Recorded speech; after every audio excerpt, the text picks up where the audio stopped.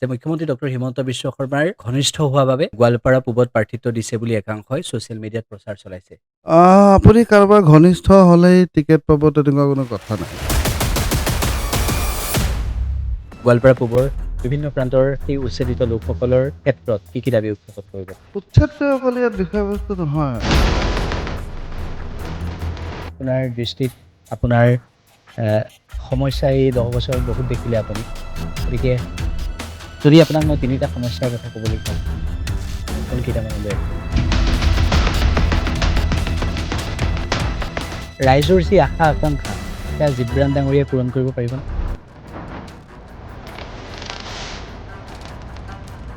নমস্কাৰ, আজি আমাৰ সৈতে আছে আব্দুৰ ৰহিম জিব্ৰান ডাঙৰীয়া। আমি আদৰণি জনাইছোঁ নিৰ্বাচন সন্মুখত। আৰু আটাইতকৈ এটা গুৰুত্বপূৰ্ণ ধন্যবাদ। সমষ্টি গোৱালপাৰা পূব, যিটো সমষ্টিত আপোনাক অসম গণ পৰিষদে প্ৰাৰ্থিত্ব প্ৰদান কৰিছে।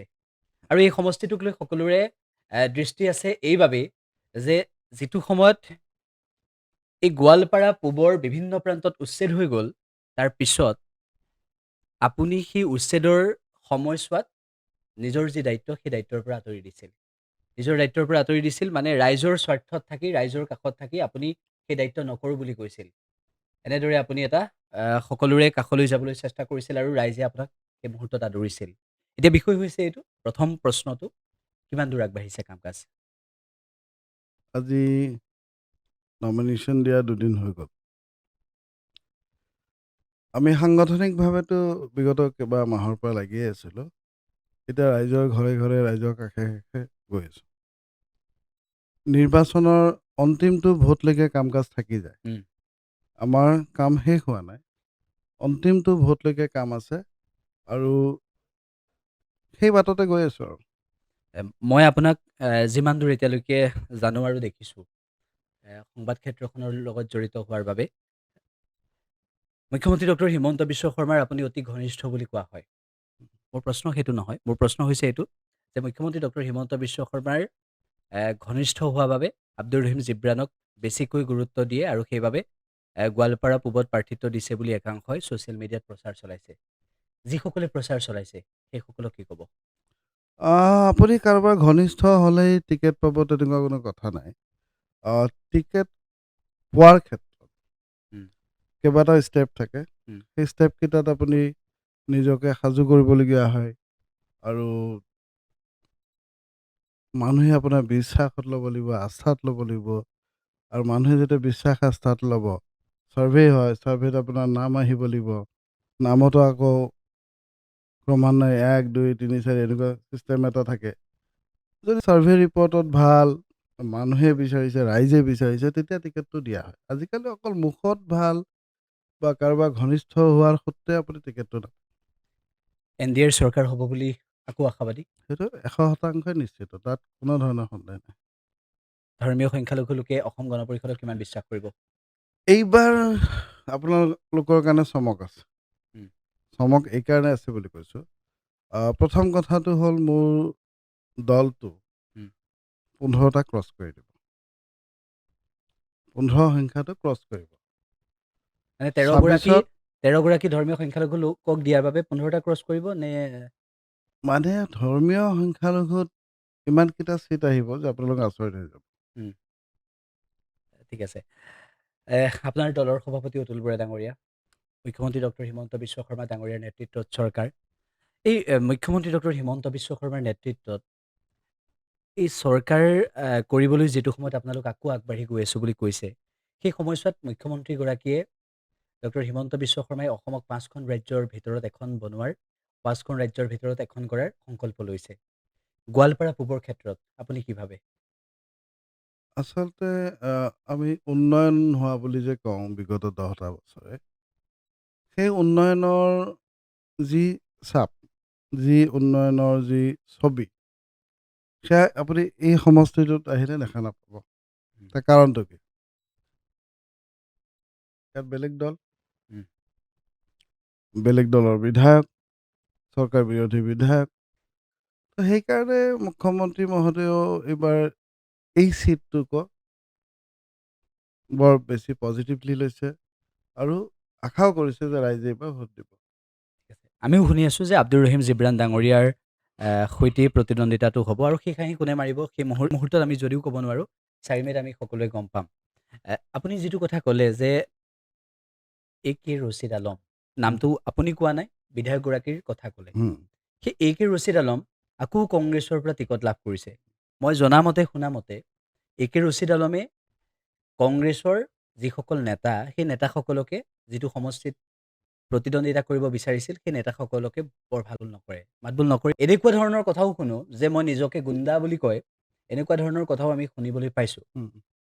এতিয়া বিষয় হৈছে এইটো যে যিটো সময়ত এ কে ৰছিদ আলমৰ বিৰুদ্ধে প্ৰতিষ্ঠান বিৰোধী ঢৌ, সেই সময়ত AIUDF ৰাইজৰ দলৰ প্ৰতিনিধি থকাৰ পিছত আব্দুৰ ৰহিম জিব্ৰাণ শ্ৰেষ্ঠ এই কথাটো ৰাইজে কেনেদৰে বিবেচনা কৰিব? আব্দুৰ ৰহিম জিব্ৰাণ শ্ৰেষ্ঠ বুলি মই নকওঁ, কিন্তু আব্দুৰ ৰহিম জিব্ৰাণ কিয় ব্যতিক্ৰম উম, সেই কথাটো মই ক'ব পাৰোঁ। আপুনি ইয়াত ক'ত বহি আছে? এইটো কি হয়? ষ্টেডিয়াম। ষ্টেডিয়াম হয়। উম,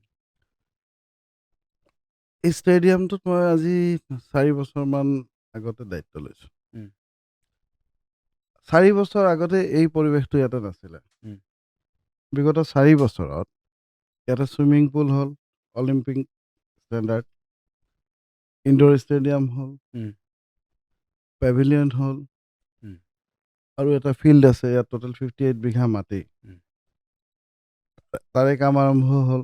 উম, মানে প্ৰায় 20-21 কোটি টকাৰ ইয়াতে কাম হ'ল বিগত 4 বছৰ। উম,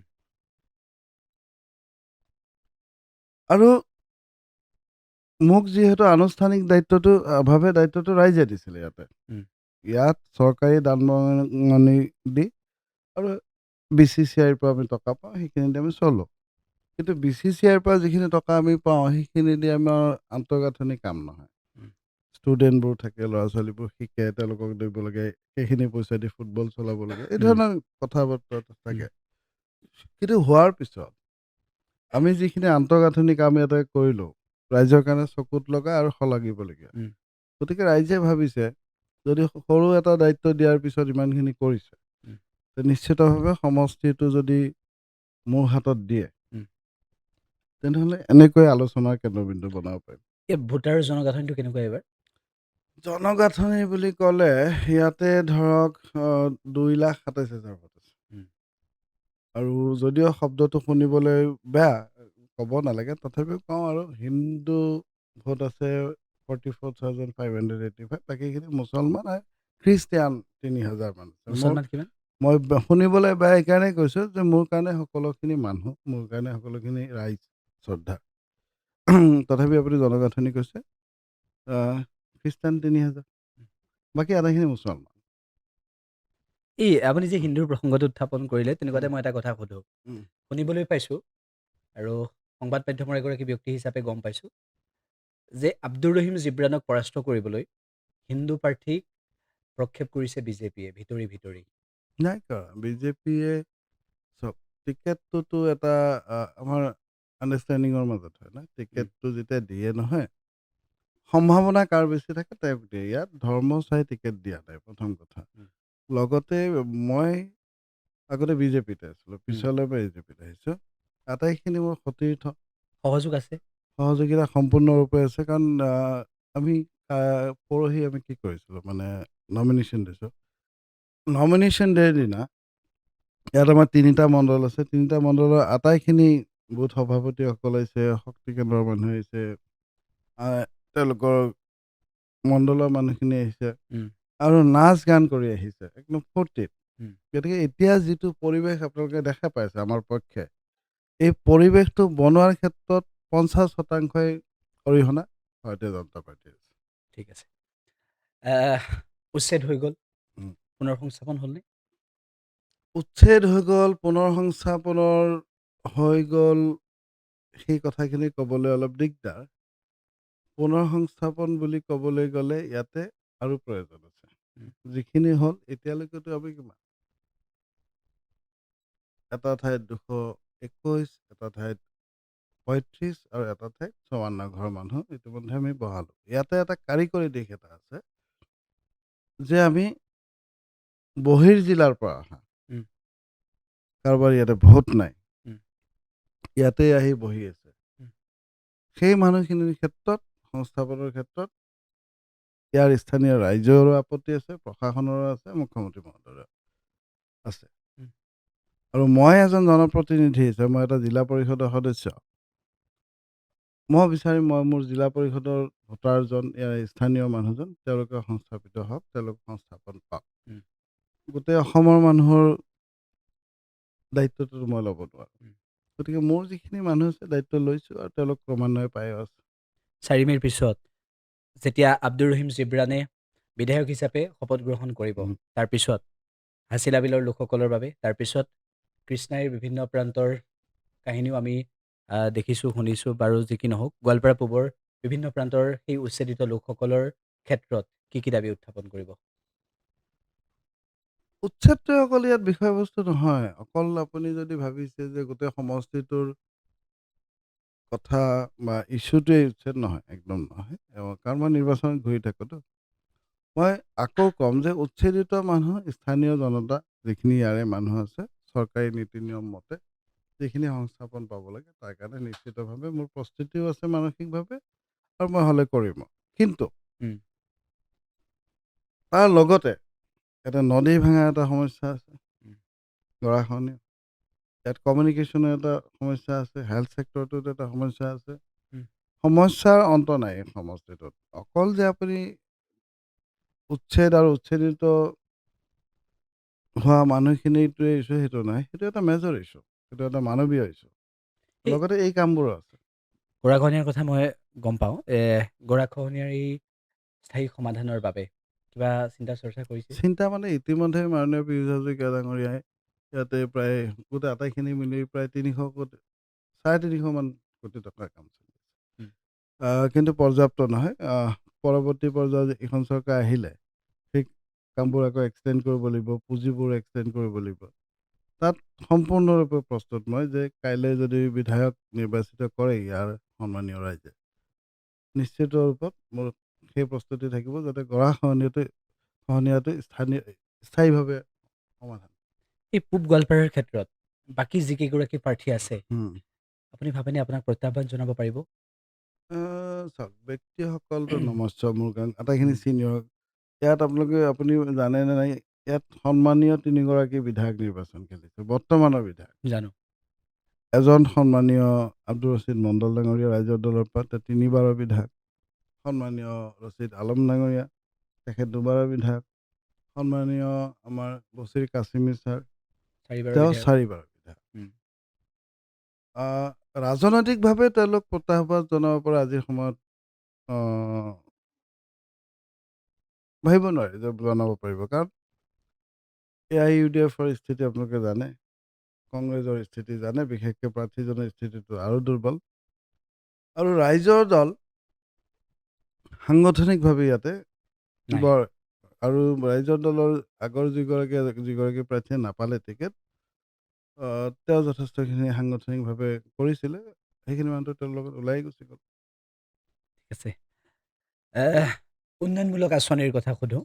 মুখ্যমন্ত্ৰী ডক্টৰ হিমন্ত বিশ্ব শৰ্মাৰ নেতৃত্বৰ চৰকাৰখনে যিখিনি উন্নয়নমূলক আঁচনি আনিলে আৰু মহিলাৰ বাবে যিখিনি হিতাধিকাৰী আঁচনি আনিলে, তাৰ পিছত এ, আমি এইটো ভাবিছোঁ বা আমি এইটো শুনিছোঁ যে আমি বিজেপিকে ভোট দিম বুলি বহুতৰে মন্তব্য শুনিছোঁ। সঁচাকৈ সেইটো যদি হয়, তেনেহ'লে আপোনাৰ সমষ্টিটো একেই হ'ব। হা, আমি নিৰ্বাচনৰ অধিসূচনা জাৰি হোৱাৰ 2 দিন আগতে আমি 23,000ৰ ওপৰত মহিলাসকলক উদ্যমিতা আঁচনি দিছোঁ। উম, 10,000কে পাইছে। তাৰ 2 দিন পূৰ্বে 9,000 টকাকে পাইছে, এইটো সমগ্ৰ অসমতে জানে। কেৱল আঁচনিৰ নামতে ভোট দিব বুলি ভাবিলে এইটো ভুল হ'ব। কেৱল আঁচনি নহয়, ইয়াত আস্থাৰ কথা আছে। মহিলাসকলে জানে যে এইখন চৰকাৰে আহিলে কল্যাণকামী কামবোৰ আৰম্ভ হ'ব। আকৌ পুনৰ তেওঁলোকৰ যি আৰ্থিক দুৰৱস্থা, সেই আৰ্থিক দুৰৱস্থাখিনি অন্ততঃ এইখন চৰকাৰৰ মাননীয় ডক্টৰ হিমন্ত বিশ্ব শৰ্মা ডাঙৰীয়াই বুজি পায়, অনুধাৱন কৰিব পাৰে। গতিকে ক'ৰবাত নহয় ক'ৰবাত আমাৰ আই মাতৃসকল কানেক্টেড। আপোনাৰ দৃষ্টিত ডক্টৰ হিমন্ত বিশ্ব শৰ্মা সৰ্বকালৰ সৰ্বশ্ৰেষ্ঠ মুখ্যমন্ত্ৰী হয়নে? শ্ৰেষ্ঠ মুখ্যমন্ত্ৰী, সদায় কাৰণে। উম, কাৰণ মই তাক ব্যক্তিগতভাৱে জানো। তেওঁ যি সংকল্প লয় সেয়া কৰে। তেওঁক কোনোবাই চেলেঞ্জ কৰিলে তেওঁ চেলেঞ্জ একচেপ্ট কৰে। উম, আৰু আটাইতকৈ ডাঙৰ কথা, তেওঁৰ মানৱীয় গুণটো বহুত বেছি। এতিয়া ক'ৰবাত আইডিঅলজিকেল কনফ্লিক্ট থাকিব পাৰে, ক'ৰবাত পলিটিকেল কাৰোবাৰ লগত, উম, কোনোবা গোষ্ঠীৰ লগত, কিবা কিহৰ লগত। কিন্তু ব্যক্তি হিচাপে তেওঁ সদায় মানৱীয়। মুখ্যমন্ত্ৰী হিচাপেও তেওঁ মানৱীয়। উম, যদি তেওঁৰ আঁচনিখিনি চায়, আঁচনিত এইটো ক্ৰাইটেৰিয়া নাই যে মুছলমানক দিব নালাগে। উম। দুখীয়া হ'ব লাগে, নিডি হ'ব লাগে, প্ৰয়োজন থাকিব লাগে, সিমানখিনি পাই যায়। এটা কথা সুধো, গৌৰৱ গগৈ, অখিল গগৈ, লুৰিণজ্যোতি গগৈ কিবা প্ৰভাৱ পেলাব পাৰিবনে অসমৰ ৰাজনীতিত? চাওক, তেওঁলোকতো আটাইখিনি জ্যেষ্ঠ আৰু সন্মানীয়, একোজন নিজৰ নিজৰ জেগাত তেওঁলোক শ্ৰেষ্ঠ মানুহ। উম, কিন্তু কথাটো হ'ল, মই এটা সমষ্টি, বিশেষ এক উম, সমষ্টিৰ মানুহ। উম, ইয়াৰে মোৰ পৰিসৰটো সৰু। উম, কিন্তু ব্যক্তি হিচাপে নেতৃত্ব ল'ব পৰা গুণসম্পন্ন যিখিনি হ'ব লাগে, উম, অসমখনৰ মুখ্যমন্ত্ৰী হ'বলৈ, উম, সেই মই ভাবোঁ সিমানখিনি পৰিণত তেওঁলোক হোৱা নাই, উম। আৰু সময় লাগিব। যদি এইবাৰ পূব গোৱালপাৰাত আপুনি বিধায়ক হিচাপে নিৰ্বাচিত হয়, উম। আপোনাৰ দৃষ্টিত আপোনাৰ সমস্যা এই 10 বছৰত বহুত দেখিলে আপুনি। গতিকে যদি আপোনাক মই 3টা সমস্যাৰ কথা ক'বলৈ কওঁ, উম। কোনকেইটা মনলৈ আহিব? মূল নিবনুৱা, উম, 1 নম্বৰ। উম, 2 নম্বৰ গৰাখহনীয়া, উম, 3 নম্বৰ কমিউনিকেশ্যন, যোগাযোগ ব্যৱস্থা। মই যেতিয়া গুৱাহাটীৰ পৰা গোৱালপাৰালৈ আহিছোঁ, উম। মই নিজেও গম পাইছোঁ যে কেনেকুৱা এটা পৰিস্থিতি, কেনেকুৱা এটা অৱস্থা, বাট-পথৰ। কাম চলি আছে, ঠিক আছে। কিন্তু তাৰ সমান্তৰালভাৱে ভিতৰুৱা অঞ্চলসমূহতো মই এপাক ঘূৰিলোঁ আৰু বহু লোকৰ মন্তব্য ল'বলৈ চেষ্টা কৰিলোঁ, কাক এইবাৰ ভোট দিব। বহুতে আপোনাৰ নাম লৈছে, কিন্তু এতিয়া বিষয় হৈছে এইটো যে ৰাইজৰ যি আশা আকাংক্ষা, সেয়া জিব্ৰান ডাঙৰীয়াই পূৰণ কৰিব পাৰিবনে? আপুনি 5 বছৰ বা এবছৰতো নোৱাৰে। সেইটো এটা আৰম্ভণি জিব্ৰানে কৰিব। উম, যিখিনি আমাৰ ৰাজনৈতিক, আচলতে আমাৰ ৰাজনৈতিক ব্যক্তিসকলৰ ওপৰত ৰাইজে আস্থা হেৰুৱাই পেলাইছে। উম, সেই আস্থাটো ঘূৰাই আনিব লাগিব। এতিয়া আস্থা ঘূৰাই কেনেকৈ আনিব? আপুনি কথাৰ দ্বাৰাতো আনিব নোৱাৰে, কামৰ দ্বাৰা আনিব। আৰু মই মানুহজন ব্যক্তিগতভাৱেও খুব পজিটিভ মানুহ। মই নিগেটিভ থটছ মোৰ মাজত নাই। আৰু মই ভাবোঁ যে মই অতি সাধাৰণ ঘৰৰ ল'ৰা এটা। তাৰপৰা আনি ৰাইজে অন্ততঃ এইখিনিলৈকে মোক আনিছে। জিলা পৰিষদ সদস্য বনাইছে, এতিয়া মই জিলা পৰিষদৰ চেয়াৰমেন। এইখিনিলৈকে ৰাইজে যেতিয়া আনিছে, তেতিয়া সম্পূৰ্ণ কৃতিত্ব, সম্পূৰ্ণ আ কৃতিত্বৰ দাবীদাৰ নাইবা মই সকলোখিনি অধিকাৰ তেওঁলোকৰে উম। ভাবোঁ। গতিকে যাৰ যিসকলে মোক বনালে বা বনাব, মোৰ কামেই হৈছে তেওঁলোকৰ সেই কাম কৰা। গতিকে মই পাৰিম তেওঁলোকৰ আশা কৰা ধৰণে কাম কৰিব। ঠিক আছে। 9 এপ্ৰিলত ভোট গ্ৰহণ হ'ব। আগতীয়াকৈ অভিনন্দন জনাইছোঁ। 4 মে'ত ফলাফল ঘোষণা হ'ব। আমি আগতীয়াকৈ আপোনাক অভিনন্দন দিছোঁ। আপুনি জিকিব বুলি আপুনিও আশাবাদী আৰু সমষ্টিৰ বহু লোকে আব্দুৰ ৰহিম জিব্ৰান ডাঙৰীয়াই কেনেকৈ প্ৰত্যাহ্বান জনাব পাৰিব, সেই সন্দৰ্ভত ইতিমধ্যে এটা মনতে থিৰাং কৰিছে। উম। শেষত এইটোৱে সোধোঁ, যুৱ প্ৰজন্মৰ প্ৰয়োজন আছে ৰাজনীতিত। আপুনিও এগৰাকী যুৱক আৰু সেই যুৱ প্ৰজন্মৰ প্ৰয়োজনখিনি মুখ্যমন্ত্ৰী ডক্টৰ হিমন্ত বিশ্ব শৰ্মা বা অসম গণ পৰিষদৰ সভাপতি অতুল বৰা ডাঙৰীয়াই এ, উপলব্ধি কেনেদৰে কৰিছে? কেনেদৰে কৰিছে আমি বিগত দিনৰ 5 বছৰীয়া কাৰ্যকালটো যদি চাওঁ, মুখ্যমন্ত্ৰী মহোদয়ে কৈছিলে 1 লাখ চাকৰি দিম। উম, 1,40,000ৰ ওপৰত দিলে চাগে উম, এতিয়ালৈকে চাকৰি। আচলতে তেওঁ নিবিচাৰে অসমৰ ল'ৰা ক'ৰবাত গৈ হাত পাতক। অসমৰ ল'ৰা গৈ বাহিৰত গৈ ক'ৰবাত চিকিউৰিটি গাৰ্ড কৰক 10,000 টকাৰ বিনিময়ত। অসমৰ ল'ৰা কেৰেলাত গৈ কোনোবা শ্ৰমজীৱী হওক। সেই বস্তুবোৰ তেওঁ নিবিচাৰে। আৰু অতুল বৰা ডাঙৰীয়া, শ্ৰদ্ধা কেশৱ মহন্ত ডাঙৰীয়া আৰু মাননীয় মুখ্যমন্ত্ৰী মহোদয়, তেওঁলোক পজিটিভ আৰু তেওঁলোক ইউথখিনিলৈ ভাবি থাকে। আচলতে তেওঁলোক ছাত্ৰ আন্দোলনৰ পৰা আহত। গতিকে এতিয়াও তেওঁলোকৰ সেই ইম'চনটো আছে। উম। বয়সৰ লগে লগে তেওঁলোকৰ সেই ইম'চনটো শেষ হৈ যোৱা নাই। যে যুৱ আৰু ছাত্ৰৰ কাৰণে কি কৰিব লাগে, কি কৰিলে ভাল হ'ব, সেই ইম'চনটো এতিয়াও আছে তেওঁলোকৰ। এই যুৱক-যুৱতীসকল ৰাজনীতিলৈ আহিব লাগেনে? নিশ্চিত ৰূপত আহিব লাগে। যুৱতীৰ পাৰ্টিচিপেশ্যনটো যিমান বাঢ়িব, উম, সিমানখিনি এনাৰ্জেটিক হ'ব পলিটিক্সটো। উম, কাৰণ বহু বেছি বয়স হৈ গ'লে ইন'ভেটিভ আইডিয়াবোৰ মই ভাবোঁ অলপ কমি যায়। উম, অলপ ব্যতিক্ৰম কথা বতৰাবোৰ অলপ কমি যায়। আজিকালি য়াংষ্টাৰবোৰ মানে বহুত বেছি টেলেণ্টেড। গতিকে টেলেণ্টৰ প্ৰয়োজন আছে। আৰু আজি বিশ্বমানৰ ৰাজনীতিত যদি আপুনি থাকিব খোজে, গোৱালপাৰাক ৰাখিব খোজে, অসমক ৰাখিব খোজে, মোৰ সমষ্টিক ৰাখিব খোজে, যুৱ প্ৰজন্ম আহিব লাগিব। ক্ৰীড়াৰ আন্তঃগাঁথনিৰ ক্ষেত্ৰত আন্তঃগাঁথনিৰ ক্ষেত্ৰত আপুনি বহুখিনি কৰিলে আৰু উম, মই ষ্টেডিয়ামখনো দেখিলোঁ। কেৱল সিমানেই নহয়, আপুনি যিখিনি কথা ক'লে সেইখিনিৰ পৰাও অনুধাৱন কৰিব এইটো পাৰিলোঁ যে আগন্তুক সময়ত ক্ৰীড়া সংগঠক হিচাপে আপুনি যিটো দক্ষতা প্ৰমাণ দিছে, বিধায়ক হিচাপেও সেইখিনি কৰিব পাৰিব, আমি আশাবাদী। শেষত উম। গোৱালপাৰা পূবৰ ৰাইজক এই অনুষ্ঠানৰ জৰিয়তে কি ক'ব বিচাৰিব? ৰাইজক ক'ব বিচাৰিম এটা কথাই, আহ, আপোনালোকক আপোনালোকে কৰা বিশ্বাসক মই কেতিয়াও বিশ্বাসঘাতকতা নকৰোঁ। কেতিয়াও নঠগো আৰু আফচোচ কৰিব নিদিওঁ যে এই ল'ৰাটোক বা এই মানুহজনক, এই ব্যক্তিজনক কিয় বনালোঁ। সমষ্টিবাসী যদি কেতিয়াবা ৰাতি 2টা বজাত আহে যে জিব্ৰাণ ডাঙৰীয়া আমাৰ এনেকুৱা বিপদ হৈছে, যাবনে উঠি? মই এতিয়াও যাওঁ, সেইকাৰণেতো এইখিনি পৰ্যায় পাইছোঁ আৰু হয়তো বা সেইবাবে আগলৈ সুধিছোঁ। যাম। মানে পৰিৱৰ্তনটো হ'ব নালাগে বিধায়ক হ'লে, আমি সেইটোৱে বিচাৰিম। পৰিৱৰ্তন বিধায়ক বুলি নহয়, ব্যক্তি হিচাপেও হ'ব নালাগে। উম, আমাৰ আচলতে আজি যদি মোক মানুহে ভোট দিয়ে, উম, কিহৰ কাৰণে দিব? বৰ্তমান মোৰ মাইণ্ডছেটটো চাইহে দিব। উম, গতিকে যিটো মাইণ্ডছেট চাই মানুহে ভোট দিব, মোৰ যদি আকৌ 5 বছৰ পিছত পৰিৱৰ্তন হৈ যায়, তেনেহ'লে তেওঁ আকৌ ভাবিব না যে আমি দিয়া ব্যক্তিজন দেখোন, আমি আহ, যি নিৰ্বাচিত কৰা ব্যক্তিজনটো ইজন নাছিলে। সেইটোৱে কাৰণ ৰাইজে হয়, ৰজা। হয়, ৰাইজে ৰজা। কিন্তু গণতন্ত্ৰ। আমাৰ ইয়াত বিধায়ক ৰজা। আমি অনুষ্ঠান সামৰিম আৰু আপোনাক ধন্যবাদ জ্ঞাপন কৰিছোঁ এইখিনি সময় দিয়াৰ বাবে।